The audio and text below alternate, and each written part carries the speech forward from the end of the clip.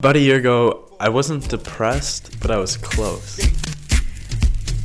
I was kind of motivated, but I was really just going through the motions. I moved in with my roommate, Anthony, and he introduced me to these 3 questions. And it's had a huge impact on just my outlook on life, my mental health, my overall happiness.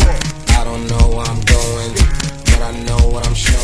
Your brain is a lazy fuck who wants to do as little work as possible. So as a result, it's always looking for patterns and shortcuts that it can use to do as little active thinking as possible. Let's say you live in the city, right? You're walking down the sidewalk. You're probably passing hundreds of people and your brain is not registering, not thinking about them. If you saw the same people in 5 minutes, you probably wouldn't even notice. But then that one baddie comes walking, perfectly your type. And so your brain makes you pay attention, check your posture, make sure you're walking cool. And if you see that person in 5 minutes, you'll definitely remember what they look like. And definitely remember who they are. Basically, the world has a ton of information. Your brain has to ignore like 99% of it. So it only looks for the stuff that it thinks is important. Which brings us to number 2. If you game, you definitely have that one friend who's just absolute trash. By far the worst person in the squad, but they think that they're the best. They could get 0 kills or like 0 points, whatever the fuck the game is, all night. But then they hit one nice shot. And they're like, yo, I'm goated. I'm the best in the squad. Y'all are trash. And you're just like, shut up. But they're only looking for the information that supports the thing that they already believe, that they're the best player. But basically what those 2 things mean is that your brain will ignore a ton of things until it thinks it's important. And one of the things that it thinks is important is confirming the stuff that it already believes. And with those 2 things in mind, you can kind of reverse engineer it and trick your brain into believing whatever you want it to believe. Which leads us to the questions. 1, what is something you were given or earned today? So for me, my parents took me out to dinner and I had a nice meal. I had a good burger. 2, what's a person or relationship that you were grateful for? I was grateful for my friend Vita because she swiped up on my Instagram story and gave a super detailed piece of advice. And so I was grateful that she cared. And what is something simple that you were grateful for today? So for me, I'm in Europe for the first time. I'm grateful that the tap water tastes good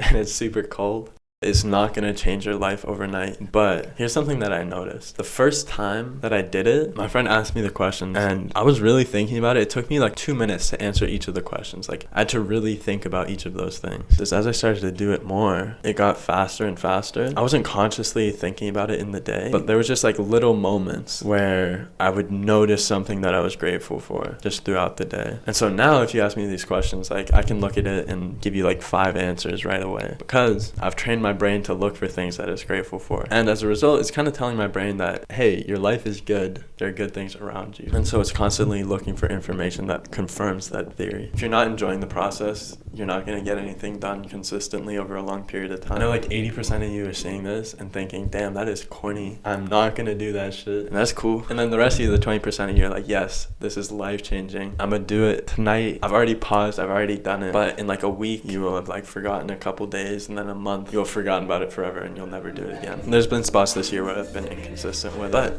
I've learned from some of those things. And I read a super interesting book, The Power of Habit, which has helped me make this more of a consistent thing in my routine. So let's start with how habits work. Each habit has 3 parts: the reminder, the routine, and the reward. Brushing your teeth. The reminder is probably you going to bed. Something in your nightly routine reminds you to do it every day. Then the routine is obviously you brush your teeth. And then the reward is like the minty feeling in your mouth. Like you feel clean, you feel good about yourself. But let me break this down a little bit more so you understand why you do each thing. The reminder is just any cue to your brain to trigger the habit. It's like a tripwire. You walk past the thing and it sets off a bomb. That's what the reminder part is. You need to set off the chain of events. So this is taking a couple forms for me. When I started, it was my roommate. As we were going to sleep, like our nighttime routine, this was part of it. So that's what triggered it. Then he moved and I started to do it as a part of my journal after I brushed my teeth. So when I finished brushing my teeth, that was the reminder. But ideally, it's something that you already do every day, or something that you'll see every day, like a post-it note. And ideally at the start, you'd have somebody else doing it with you, like a friend, a parent, a roommate, who you guys can hold each other accountable with. All right, second routine, pretty self-explanatory. This is the actual habit that you want to do. In this case, is doing the 3 questions. Only rule here for me is I need to do every question, even if it takes me 2 minutes to think of an answer. Keep thinking until you